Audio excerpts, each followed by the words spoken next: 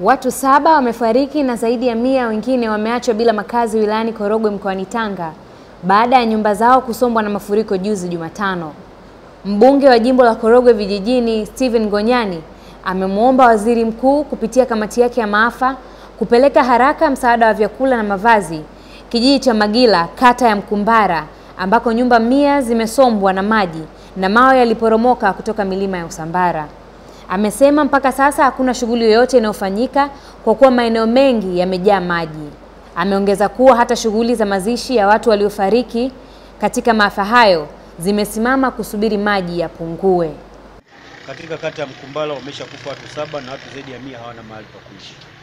Ukichukulia Mombo kuna nyumba zaidi ya 500 zimebebwa na maji. Ukichukulia Chekelei kuna nyumba zaidi ya 100 ziko chini ya maji. Ukienda Makuyuni kuna nyumba zaidi ya 200 zimebebwa na maji. Ukienda Kerengi barabara haipitiki.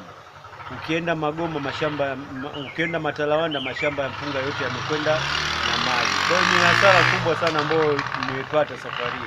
Na hata watu wengine mpaka sasa hivi hawajazikwa, bado wako mochware, wanangoja mvua itulie ili wavushe sehemu ambapo wanatakiwa kwenda kuzikwa. Kwa hiyo hii ni changamoto kwa serikali ihakikishe kwamba inatafuta msaada wa dharura kuwapelekea wananchi wa Korogwe Vijijini.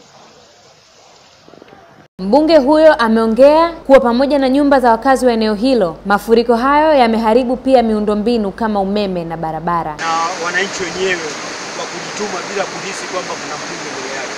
Lakini sasa naishauri serikali kupitia kamati ya maafa ya Waziri Mkuu, hili swala ambalo limejitokeza ni swala muhimu sana kwa wananchi, waone umuhimu wa serikali yao kwamba inawasaidia kiasi gani.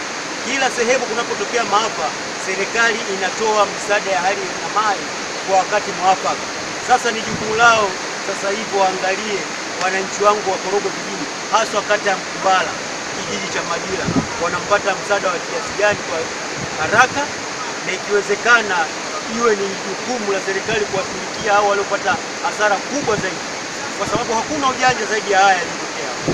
Na niwashukuru sana wananchi kwa kujituma wenyewe bila kukumbuka kwamba labda kuna mbunge au nani.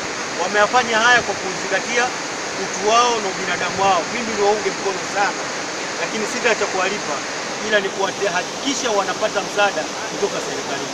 Madhara hayo yametokana na mvua zilizonyesha juzi na jana ambako zilisababisha mpaka mto Pangani kufurika na kufunga barabara kuu iliyotumiwa na wasafiri kutoka Dar na Tanga.